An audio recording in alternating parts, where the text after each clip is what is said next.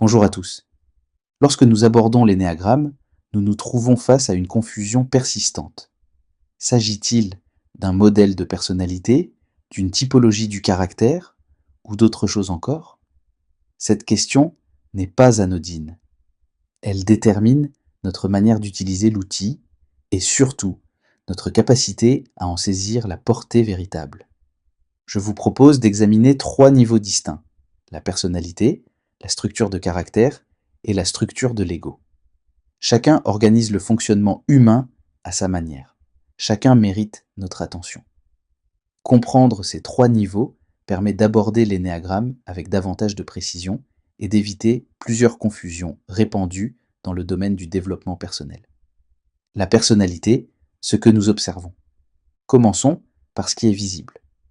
La personnalité regroupe l'ensemble des traits observables chez un individu: ses comportements réguliers, ses préférences manifestes, sa manière d'interagir avec les autres. C'est le domaine de la psychologie empirique, celui que nous pouvons décrire, mesurer et comparer. Nous connaissons tous ces modèles: les 5 grands facteurs, les typologies de tempérament, les grilles d'analyse comportementale. Ils nous permettent d'analyser si une personne tend à être plutôt réservée ou sociable, structurée ou flexible, analytique ou intuitive. Ces observations nous renseignent sur des tendances comportementales: introversion, ouverture, rigueur, mais ne nous donnent pas accès aux motivations profondes. La personnalité reste, en quelque sorte, le niveau le plus visible de l'être humain. Elle est observable dans les interactions quotidiennes, dans le style relationnel, dans les préférences d'action. Nous pouvons la quantifier, la comparer, établir des profils. Mais elle nous dit comment quelqu'un agit, rarement pourquoi. Ce niveau ne suffit pas pour comprendre l'énéagramme, car celui-ci s'intéresse à des mécanismes situés sous la couche des comportements apparents. Il cherche à atteindre ce qui motive ces comportements, ce qui les organise de l'intérieur. Le caractère, ce qui s'est construit. Descendons d'un niveau. Le caractère touche à des dispositions plus anciennes, formées très tôt dans la vie, souvent en lien avec l'environnement familial et culturel. Nous parlons ici de patience, de rigueur, de méfiance, de générosité, autant d'attitudes qui portent une dimension morale ou axiologique. Le caractère ne se limite pas au comportement observable. Il intègre des dispositions affectives et comportementales qui se sont consolidées dans les premières années. Il s'agit, par exemple, de la manière dont une personne se protège, s'affirme, se positionne face aux autres, régule ses tensions internes ou développe des stratégies d'adaptation. Ces dispositions peuvent évoluer au cours de la vie, mais elles conservent une certaine cohérence au fil du temps. Nous touchons ici à quelque chose de plus profond que la simple observation comportementale. Le caractère reflète un rapport intérieur au monde, une manière d'être qui s'est forgée dans la relation à l'environnement. Il porte en lui l'empreinte des expériences précoces, des modèles parentaux, des contextes éducatifs. L'énéagramme partage plusieurs points communs avec cette idée de caractère. Il s'intéresse, lui aussi, à des tendances structurantes qui se forment tôt dans la vie. Mais il ne s'y limite pas. Le caractère peut être jugé positivement ou négativement. Nous parlons de bon ou de mauvais caractère. L'énéagramme, lui, décrit des mécanismes neutres présents en chacun de nous. Il ne pose pas de jugement moral sur ces mécanismes. Il les décrit simplement comme des modes de fonctionnement. La structure de l'ego, le cœur de l'énéagramme. Nous arrivons au troisième niveau, celui qui nous intéresse directement. La structure de l'ego désigne la manière dont un individu construit sa perception de lui-même et du monde. Dans la perspective psychologique, l'ego régule les impulsions, arbitre les exigences internes, organise la relation entre le monde intérieur et le monde extérieur. Dans les traditions spirituelles, l'ego désigne l'ensemble des attachements que nous entretenons avec nos habitudes de pensée, nos émotions récurrentes, nos comportements automatiques.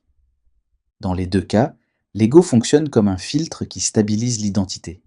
Il nous permet de nous reconnaître d'un jour à l'autre, de maintenir un sens de cohérence malgré les changements, de nous positionner dans le monde social.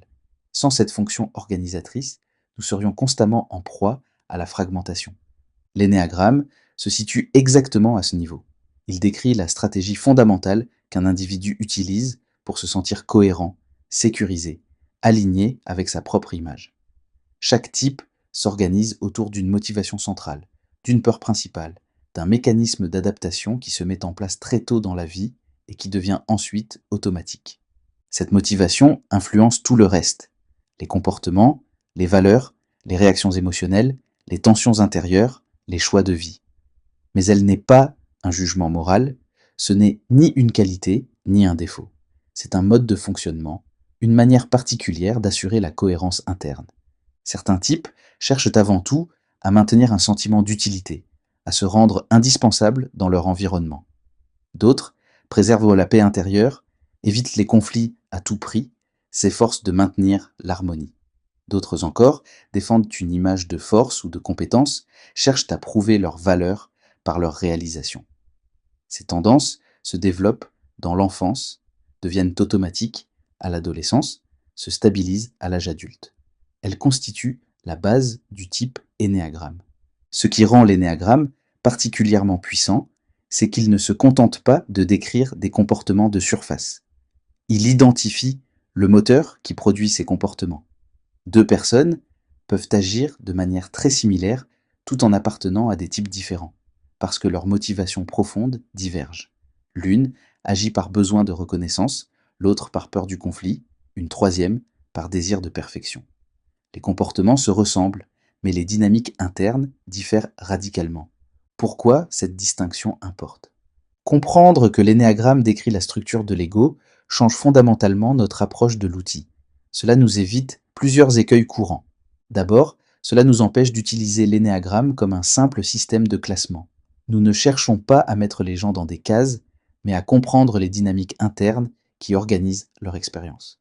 L'énéagramme n'est pas un test de personnalité que l'on passe une fois pour obtenir un résultat définitif. C'est un outil d'observation continue, un cadre pour comprendre nos propres mécanismes. Ensuite, cela nous permet de saisir pourquoi deux personnes qui se ressemblent en surface peuvent appartenir à des types différents. Leurs motivations profondes divergent, même si leurs comportements convergent. Une personne très organisée peut l'être par perfectionnisme, type 1, par besoin de contrôle, type 8, ou par désir de se sentir utile, type 2. Le comportement est similaire, mais la motivation diffère complètement. Enfin, et c'est peut-être le plus important, cette distinction nous aide à comprendre la différence entre l'essence et l'ego.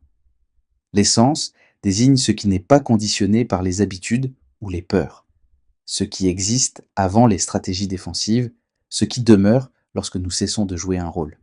L'ego, lui, représente l'ensemble des stratégies de protection et de cohérence que nous avons développées pour naviguer dans le monde. L'énéagramme nous montre comment fonctionne l'ego. Il ne dit pas que l'ego est mauvais ou qu'il faut s'en débarrasser. Il nous permet simplement de le voir à l'œuvre, de comprendre ses mécanismes, de reconnaître quand nous agissons depuis cet espace conditionné plutôt que depuis un espace plus libre. Les implications pratiques. Cette compréhension a des conséquences concrètes pour notre travail avec l'énéagramme.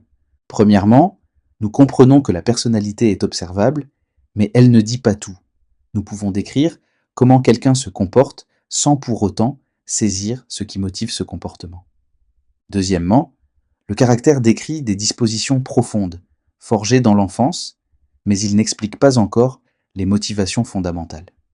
Il nous renseigne sur le comment, pas nécessairement sur le pourquoi.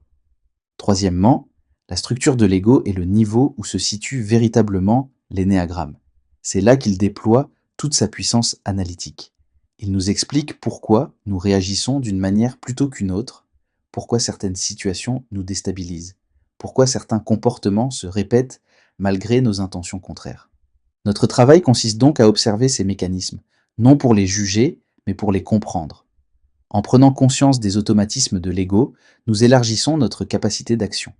Nous limitons les réactions impulsives. Nous développons une manière de fonctionner plus libre, plus adaptée, plus consciente. Cela ne signifie pas que nous allons changer de type. La structure de l'ego est relativement stable.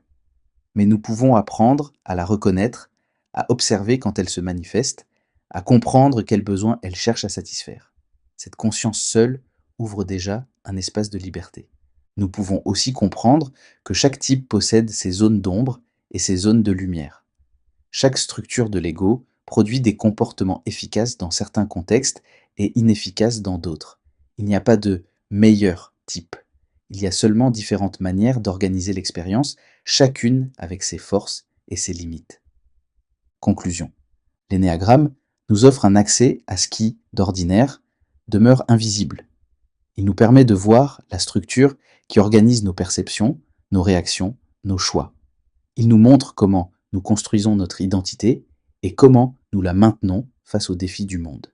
Ce n'est pas un outil magique, ce n'est pas une méthode de transformation instantanée, c'est un cadre d'observation rigoureux qui demande patience, honnêteté et discernement.